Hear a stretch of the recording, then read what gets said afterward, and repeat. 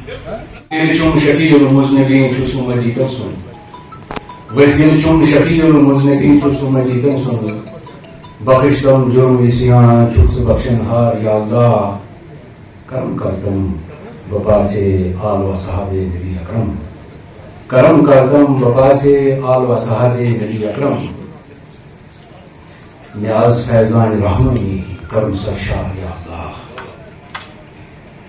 تمس رب الکریم سن ناو ہیت کرو اس کے مجلس کو آغاز ساری بات کرنے یا مجلس اندر ہی کشیر ہند اخ ڈیک بوڑ فنکار باہر پائی گلوکار یاد کرنا یعنی استاد غلام حسن صوفی یہ مجلس انعقاد کران Jammu and Kashmir academy of art culture and languages اشراق حاصل national society for human welfare.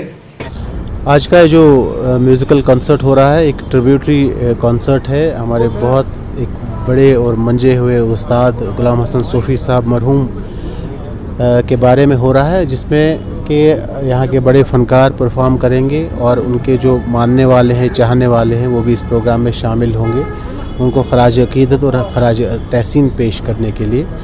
اور ایسے پروگرام ہونے چاہیے تاکہ ہماری کمنگ جنریشن یا جو پریزنٹ جنریشن ہے جو چھوٹے بچے ہیں ان کو پتہ چلے کہ ہمارے لیجنڈس خاص کر آرٹ کلچر سے وابستہ لوگ جنہوں نے اپنی زندگیاں صرف کی ہیں وہ کون ہیں اور ان کی شخصیت کے بارے میں جانیں. اور ساتھ ساتھ ہی ایک ریوائول آف کلچرل ایکٹیویٹی بھی ہوتا ہے، یہاں کے نئے اور پرانے فنکاروں کو صوفی صاحب کا کنٹریبیوشن جاننے اور ان کے گانے گانے کا موقع ملتا ہے. دیکھیں ہم جو آج کے جو اس دور کے جو بڑے کلاکار ہیں وہ اکثر صوفی صاحب کے گانے گا کر گانے ہی گاتے ہیں اور ان کے ہی کمپوزیشنز کو آگے لے جاتے ہیں. ان کا ایک اپنا مخصوص انداز تھا، ایک سٹائل تھا جو کہ بالکل کشمیری زمین اور کشمیریت سے وابستہ تھا. ان کی شخصیت کو، ان کے سٹائل کو اور ان کی لیگیسی کو آگے چلانا ہی ہمارا مشن ہے. دیکھیے کشمیری زبان کو آگے بڑھانے میں آرٹ کلچر کا ایک اہم رول ہوتا ہے. جب ہم اپنے آرٹ کلچر سے وابستہ لوگوں کو یا انسٹیٹیوشنز کو مضبوط کریں گے تو یہ ضروری ہے کہ زبان بھی ہماری مضبوط ہوگی. اور ہاں گھروں میں بولنے کی ضرورت ہے، بچوں کو کشمیری زبان سکھانے کی ضرورت ہے، یہاں کے آرٹ کلچر اور تہذیب کے بارے میں بتانے کی ضرورت ہے تاکہ وہ دنیا میں کہیں بھی رہے لیکن ان کو یہ احساس رہے کہ ہم پہلے کشمیری ہیں.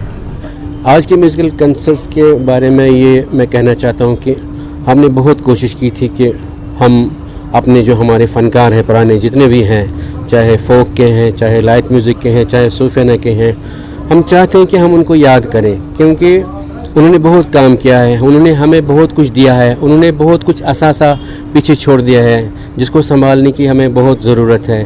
اسی سلسلے میں ہم نے آج غلام حسن صوفی صاحب کو یاد کرنے کی کوشش کی ہے. ہم چاہتے ہیں کہ دنیا ایک بار پھر سے ان کو سنے، ان کے گانے سنے جو ان کے خوبصورت ہے گانے، میٹھے گانے ہیں اور اتنے سریلی آواز کے ماہر تھے وہ. اللہ تعالیٰ نے ان کو اتنے فن سے، اتنے ہنر سے بخشا تھا کہ ہم سارے سننے پہ مجبور ہو جاتے ہیں ان کی آواز کو.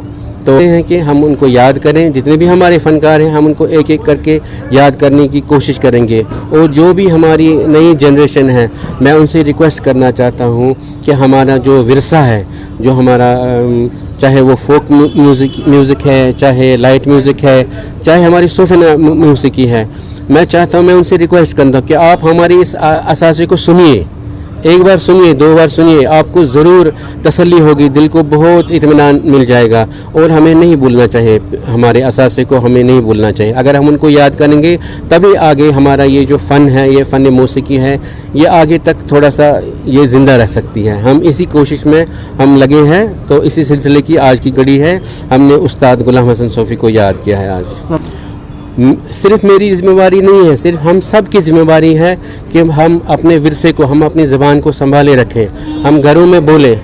دیکھیں اگر ہم اپنی زبان کو سنبھالے رکھیں گے، جو فنکار ہوتا ہے، جو موسیقی پہ جو گانے والا ہوتا ہے، چاہے وہ صوفیانہ ہے، فوک ہے، لائٹ میوزک ہے، میرے خیال سے صرف وہی ایک یہ کمیونٹی ہے جو اس وقت اپنے لینگویج کو آگے بڑھاتی ہے. ادروائز باقی گھروں میں سب بچوں کے ساتھ انگلش میں بات کرتے ہیں, اردو میں بات کرتے ہیں, کشمیری میں بہت کم بات کرتے ہیں, لیکن یہ بہت غلط بات ہے. اگر ہم اس کو استعمال میں لائیں گے, باقی زبانوں کو استعمال میں لائیں گے, تو اس سے ہماری شناخت ختم ہو جائے گی.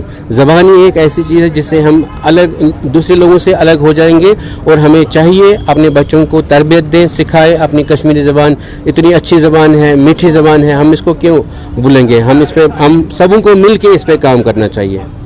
آج کا جو میوزک ٹریبیوٹ ہے وہ ہم استاد غلام حسن صوفی صاحب کے لیے کر رہے ہیں, اور جو یہ کر رہے ہیں وہ ہے نیشنل ہیومن سوسائٹی اور کلچرل اکیڈمی. میں بہت شکر گزار ہوں, انہوں نے یہ انیشیٹو لیا ہے کہ ہمارے استاد جو رہے ہیں ان کے ٹریبیوٹس ہونے چاہیے, اور اس سے بڑے پیمانے پہ ہونے چاہیے.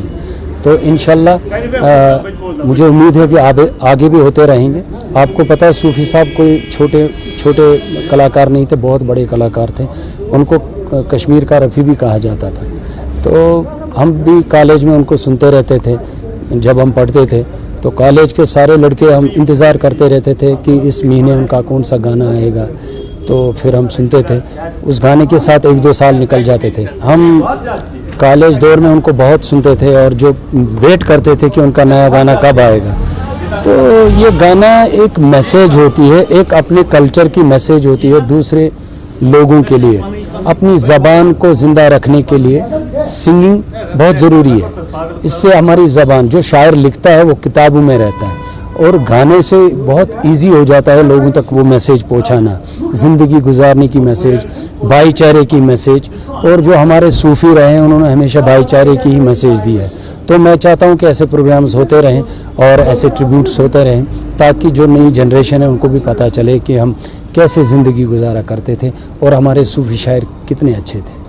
سر اگر آپ نے میرے البم سنے, جب البمز کا دور تھا تو ہر البم میں پہلا گانا میں نے ریکارڈ کیا ہے, وہ بھی صوفی صاحب کا.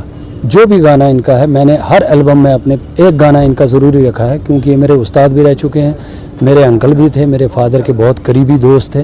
اور میں اس لیے ان کا گانا رکھتا ہوں ہر البم میں, تاکہ ہمیشہ لوگ ان کو یاد کریں. اور دیکھیے جنریشنز تو چینج ہوتی ہیں, اور مینٹلٹی, اور جو آج کل دیکھیے دنیا بہت آگے نکل چکی ہے, آج سوشل میڈیا کا دور ہے.